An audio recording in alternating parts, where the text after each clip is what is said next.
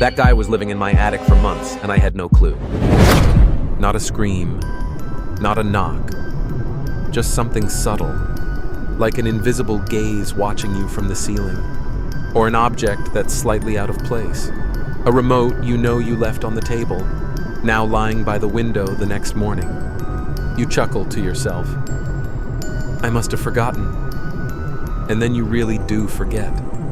Until one night, your phone buzzes at 2:17 a.m., alerting you that motion was detected just beneath the attic hatch. And when you open that video, you'll never believe you were ever alone again. My name is Theo Ramirez. I'm 31. I had just moved from San Diego to a small town, Ellensburg, Washington. I rented this old wooden house on the edge of town. Sloped roof, white shutters, a little porch with a rocking chair. Every morning I'd drink my coffee, listen to the wind rush over the hills, and think, I'm starting over, in a quieter place. No noise, no honking, no smog. Just me, a few books, my laptop, and the blue sky above. I didn't need anything else until I started to question the things I thought were mine. It began with small stuff, a protein bar, a pair of gym socks. I figured I forgot, maybe tossed them into the laundry by mistake. Then it was the remote.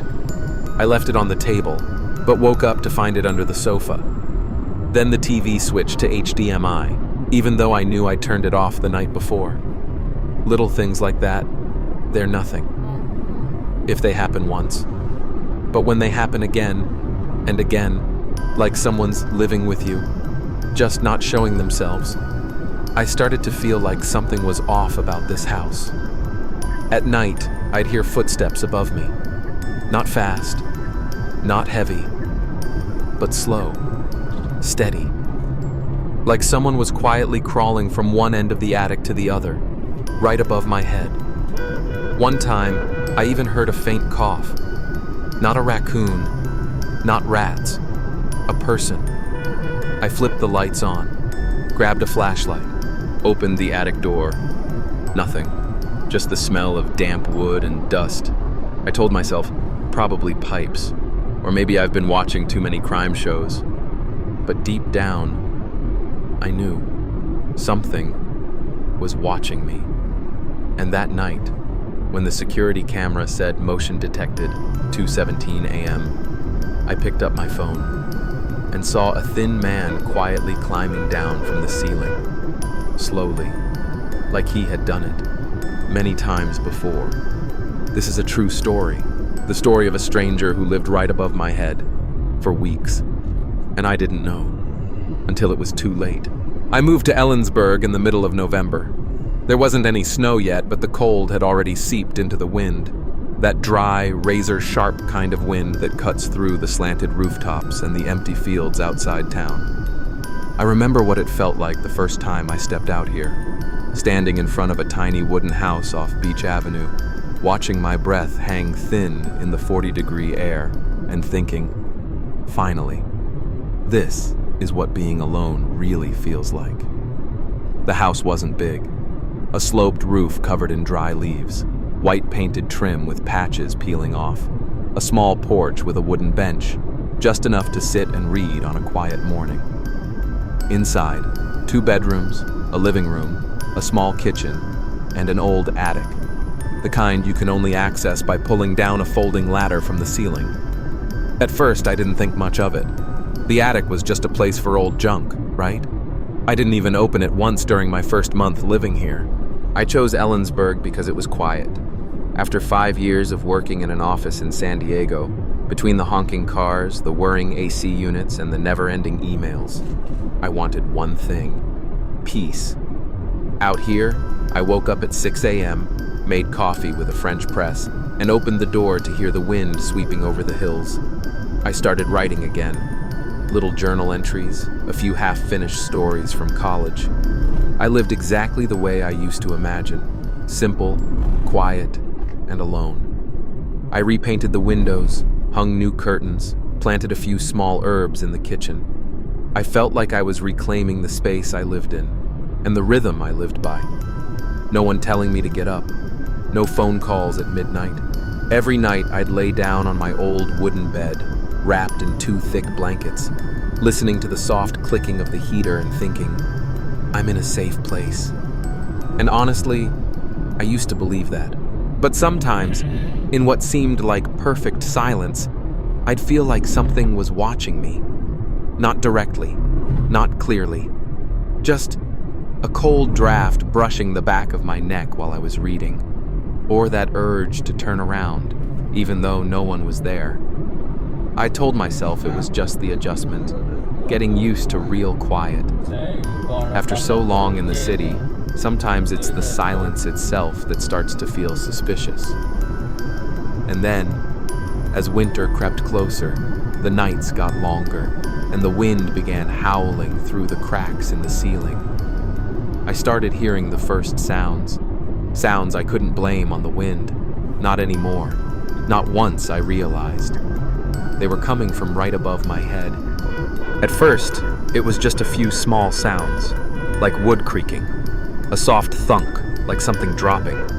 Once I could have sworn I heard the sound of fabric, like someone crawling across dusty insulation. I didn't panic, just felt confused. I reassured myself. Probably squirrels, or a raccoon. Animals crawl into attics during the winter to find shelter. But then, things started going missing. A protein bar I'd left on the shelf, saw it there the night before, gone by morning. I remember clearly, because it was the last one, my favorite kind. I live alone, no guests, no pets. I tore the kitchen apart, checked the trash, even looked through the grocery bags from the day before. Nothing. Maybe I already ate it and forgot, I told myself. A few days later, it was one of my clean wool socks, drying in the room. One sock just disappeared. I searched everywhere. Under the bed, in drawers, between the cushions of the couch, no sign of it. I started doubting my own memory, so I grabbed some sticky notes, wrote simple reminders, finished the bar, washed 3 pairs of socks, put TV remote in the wooden box. A few days later, the note that said, "Put remote in wooden box," was still stuck to the table, but the remote was lying on the window ledge. I never open the living room window in the cold, and I never sit there to read. Then one night I woke up, thirsty, and walked out to the kitchen. When I turned on the light, I saw the dining chair pulled slightly away from the table. Just a little. But I remembered, very clearly, I had pushed it in like always. I've had that habit since I was a kid. I stood there frozen in the kitchen, barefoot on the cold tile. My hands didn't shake, but my throat felt dry and raw. No break-in, no sign of forced entry, nothing missing. Just a chair, slightly out of place. And that's when I realized. What scared me wasn't the missing stuff. It was the thought that someone might be quietly living with me, but never making a sound, only leaving behind tiny disruptions, just enough to make me question myself. I went online and searched. Things disappearing, living alone, security camera, and I was shocked to find it wasn't uncommon. Strangers living in attics, inside closets, beneath floorboards. There was even a case in Japan. A woman lived on a ceiling shelf for almost a year without the homeowner ever knowing. I closed the laptop, told myself, no way, that's somewhere else. That's someone else's story. I'm not the main character in a true crime documentary. But I still ordered a night vision motion camera, a cheap one. Found it on Amazon, had a sensor, sends movement alerts straight to your phone. I set it up in the hallway, right below the attic door, just for peace of mind, just to stop being paranoid. What I didn't know was that only 2 nights later, that camera would show me something I would never be able to forget. The house I live in has only 1 floor, no loft, no second level. Above the ceiling is the attic space, not used for storage, no lighting, no insulation. Just a dusty gap between the roof and the drywall ceiling. The camera sends a motion alert with a soft little ding on my phone. I wasn't expecting it to catch anything. In fact, I was kind of hoping it never would. But the first night after I installed it, I didn't sleep well. Not because I was scared, but because I started hearing the sounds I used to ignore. At 2:11 a.m., I woke up. I don't know why. No nightmare, no phone buzz. Just the feeling of being woken by something unseen. I lay still. I didn't turn the light on. And in the dark, I heard it. Thunk, thunk, scrape, click. The sound of something heavy being dragged across wood. Not loud, but very clear. It came from right above me. My bedroom sits directly under the attic. I didn't move. My whole body froze. My heart didn't pound like in the movies.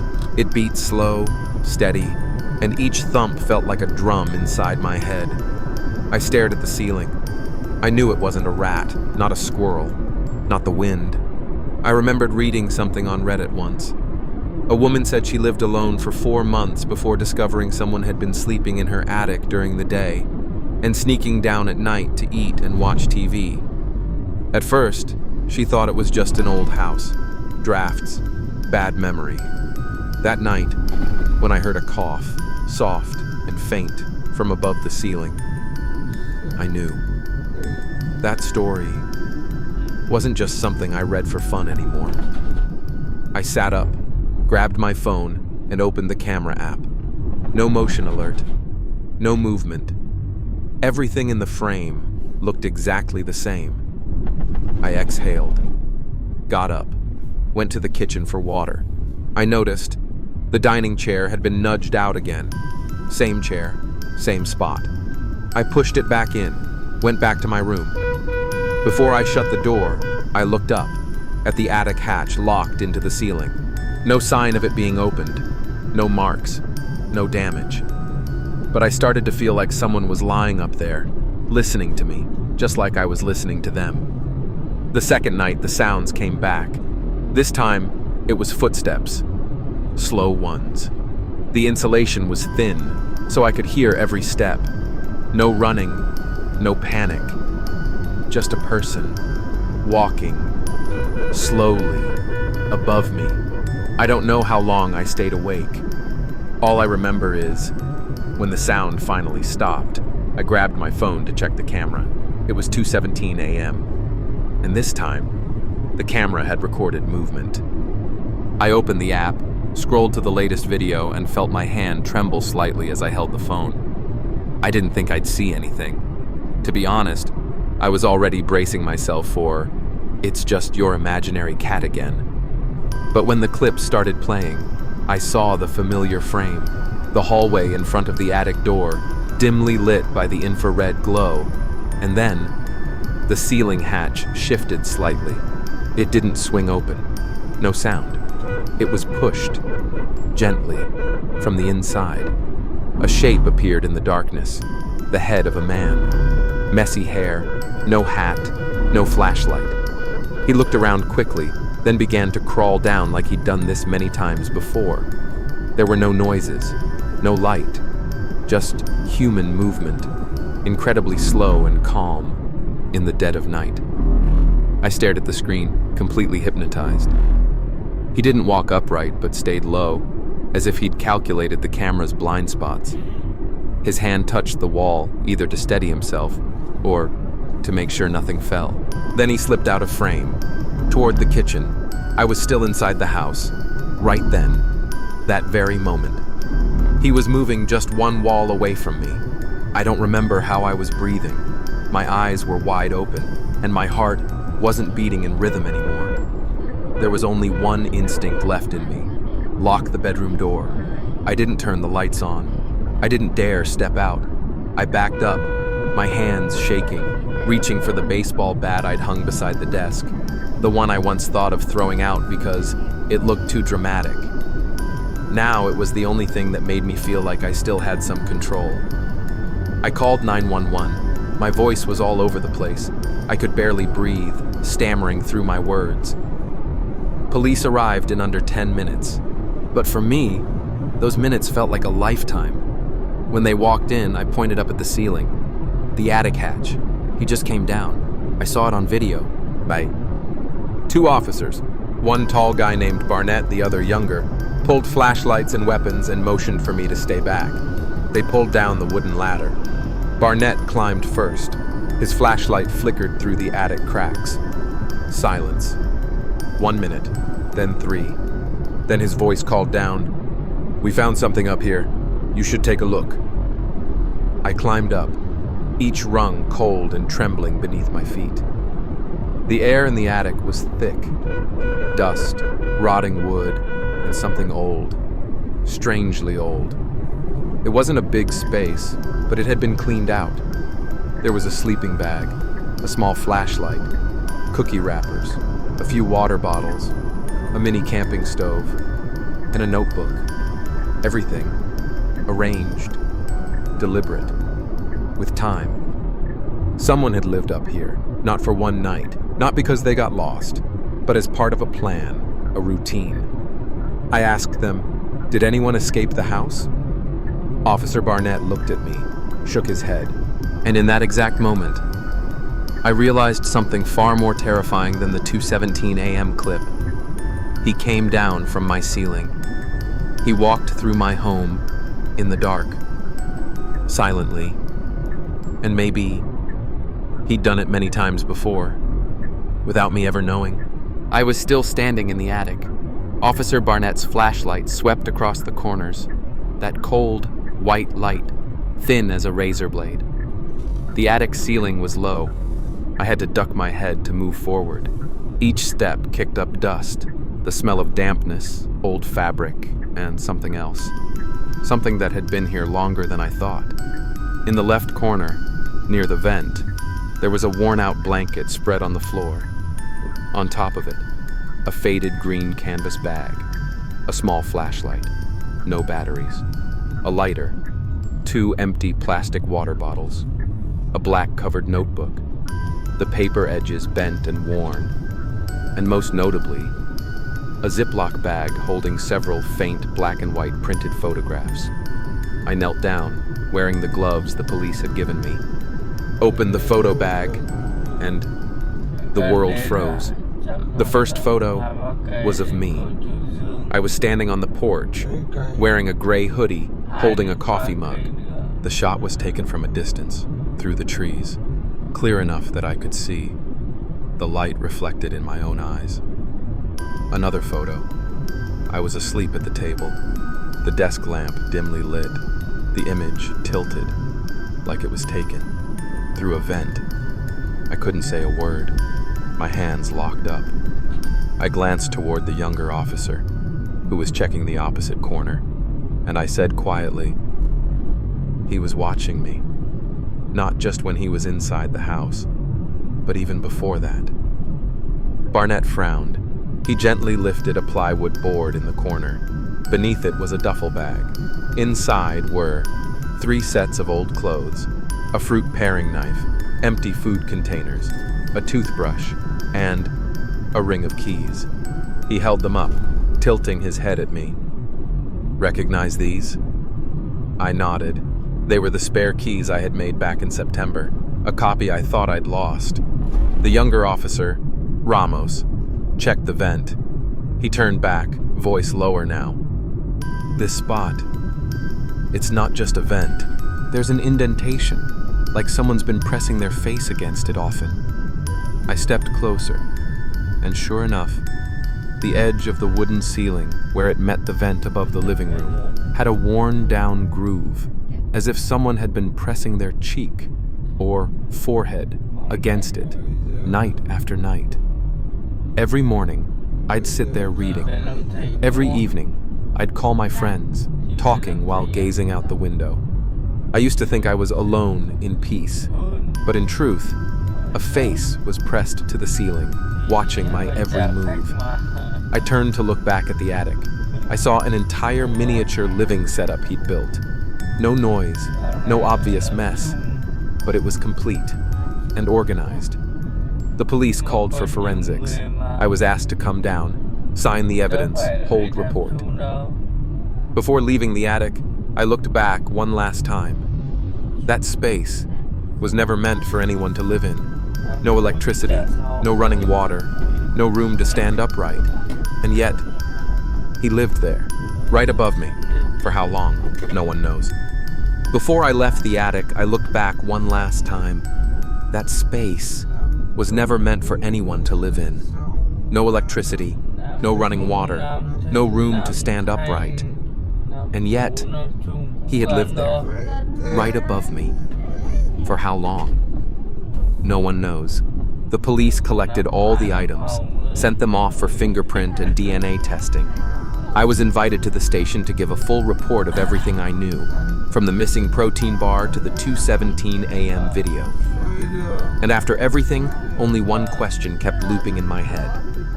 Who was he? And why did he choose my house? 3 days later, I got a call from the local police chief. His voice was calm and even, the kind of tone you hear from someone who's said too many apologies in his life. We got a fingerprint match from the photo bag, and the lighter matches a man named Joshua Devlin, 35 years old, homeless, history of mental illness, and the son of Walter Devlin, your neighbor behind the house. I froze. Walter, the man in his 60s, quiet, deep-set eyes, always wore the same old jacket with elbow patches. He once helped me fix the gutter during the rainy season. He once smiled and told me something that now cuts through my memory like a knife. These roofs connect all 3 houses, you know? If someone climbs up from mine, they could walk across the whole row. Back then, I just thought he was talking about how houses used to be built. Now, I'm not so sure. I called the police back. They confirmed. Yes, Devlin had once lived with his father, but had been missing for nearly a year. Local records showed Walter never filed a missing person report, only said he left, didn't want to be found. I asked, why didn't the police investigate sooner? There was a brief silence. Then, we didn't have any clear sign of a crime, and the neighbors said Walter had lived alone for a long time. That night, I looked out my kitchen window and saw Walter standing behind the fence. He wasn't looking at me. He was looking at the roof. I stepped back, turned off the kitchen light. The next day, the police came back. They searched Walter's house. In the backyard shed, they found an aluminum ladder, a coil of rope, and a dark jacket, exactly like the one in the 2:17 a.m. clip. They asked Walter why he hadn't reported the missing items. He said, I thought he took them when he left. But his eyes, in that moment, didn't look surprised.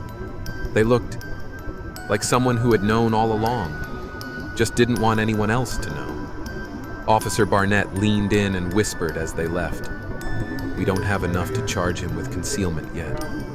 But my gut tells me Walter isn't a bystander in this story. That night, I couldn't sleep.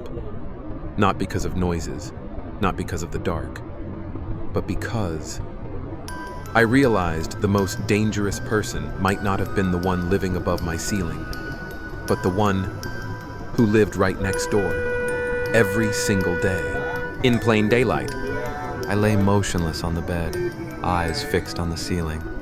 The same ceiling where he had once followed my every breath. I thought about the 2:17 a.m. footage, about the black and white photos, about the toothbrush, the hand pressing against the attic beams, and that quiet whisper, these roofs are all connected. I don't remember when I drifted off. Just that, when I woke up, it was 3:12 a.m. The house was so silent I could hear the blood pulsing in my temples. I grabbed my phone. A new habit, checking the camera app. No new alerts, no movement, nothing. But something felt off. There were fewer videos in the log than there had been yesterday. I remembered saving 9 clips separately. Now only 8 remained. I double-checked the timestamps. The one from the night before, around 2:19 a.m., was gone. A chill ran down my spine. I opened the history tab of the camera. a simple feature most people overlook. It logs every action, edits, deleted files, setting changes. And just as I feared, that file had been deleted, manually, from inside the app. I live alone. My phone is locked with a fingerprint. The app doesn't allow auto-delete, and the camera is synced to the desktop Wi-Fi. No one else has access. I stared at the activity log. Delete, 2:19 a.m. Accessed from local IP. I checked the other cameras around the house. No one came in. No doors were opened. But I clearly remembered. I'd woken with a jolt right around that time. And I also remembered hearing soft footsteps in the hallway. Not loud, not hurried. Just someone walking slowly, quietly, past my room.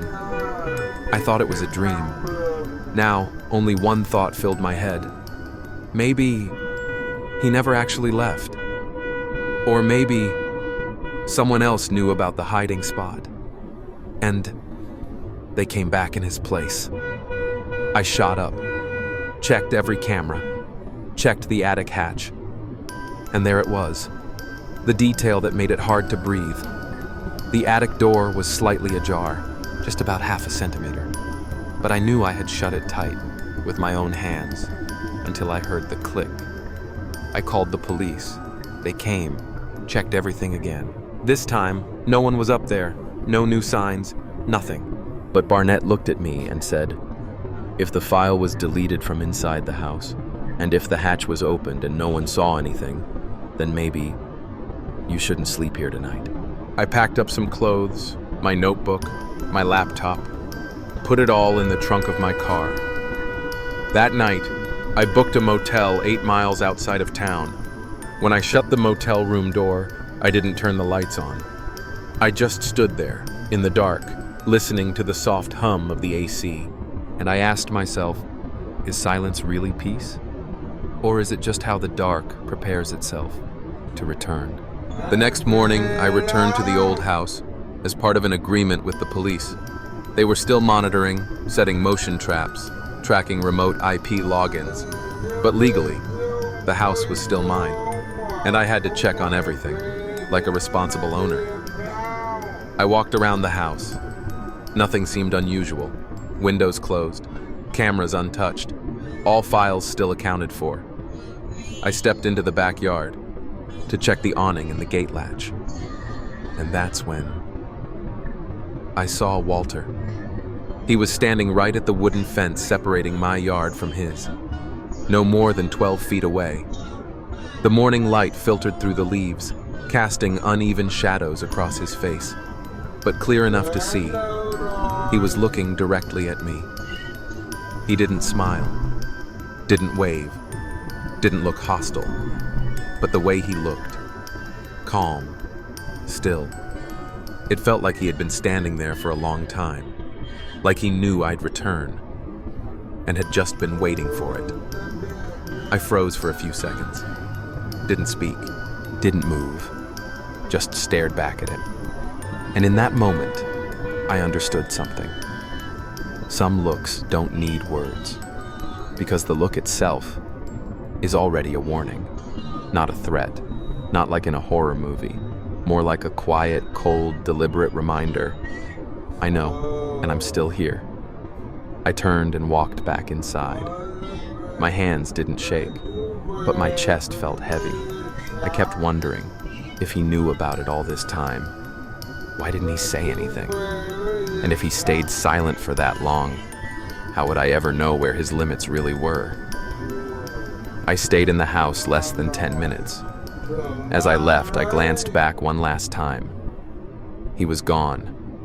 Only the old wooden fence remained, and the feeling that I had never really left his line of sight. That night, I checked the camera remotely. Everything looked fine, but I didn't turn the sound on, because I didn't want to hear anything anymore. I stared at the photo for more than 5 minutes. No message, nothing else. Just one thought that hit instantly. Someone is still nearby, or never left. I called the police. They confirmed The photo was printed on a basic inkjet, on old photo paper, no readable fingerprints, no additional evidence. I asked them, if Walter really moved away, who still cares about that house? The only answer, a quiet shake of the head. I moved out a month later, left Ellensburg, rented a small apartment in a suburb near Sacramento. Security guards, keycard access, private hallway cameras. Everything seemed safe. But the fear wasn't tied to the house's structure. It was in my head. I started sleeping with the bathroom light on. Always kept the bedroom door closed, even during the day. Never sat with my back facing the entrance. I installed cameras in the new apartment, not because I needed them, but because I couldn't live without them anymore. Every night, I still opened the old camera app, checked the house in Ellensburg, now owned by someone else. I had no reason to. It's just, I couldn't pull my hand out of the darkness I'd once placed it in. Once, while parked outside a grocery store, I caught a glimpse of a man in a dark jacket standing behind a bus stop across the street. He wasn't looking at me, his face unclear, but the stance, the dropped shoulders, the tilt of his gaze, eerily familiar. I started the engine and drove off immediately. I can't say for sure who it was, maybe coincidence, but the terrifying part is, I can no longer tell what's real and what's just a scar left behind. They say moving is the best way to start over. I used to believe that. But now I know. Some things aren't about the house. They're about memory. They're about the eyes that once watched you every night without you ever knowing. I still live, I still work, buy groceries, talk to friends, but deep down, there's a locked drawer inside me, and carved faintly across it reads, "The one who lived above you may have never left, and maybe there wasn't just one." That's what I've learned in the 6 months since I left the house in Ellensburg. I moved, changed SIM cards, got a new number, cut contact with everyone who ever lived near there. Everything should be over. But if you've ever lived through something that can't be explained by logic, you'll understand. What you've seen doesn't just vanish. That night, I couldn't sleep. Not from nightmares, not from stress.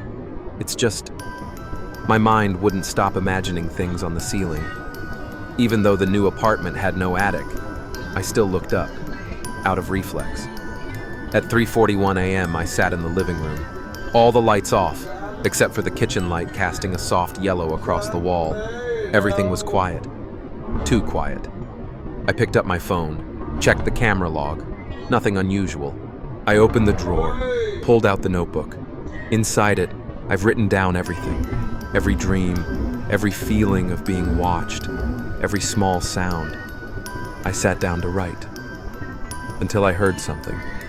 Not from the door, not from the window, not from the hallway, from the ceiling. Just a whisper, soft, like a breath, and very clear. I'm still here.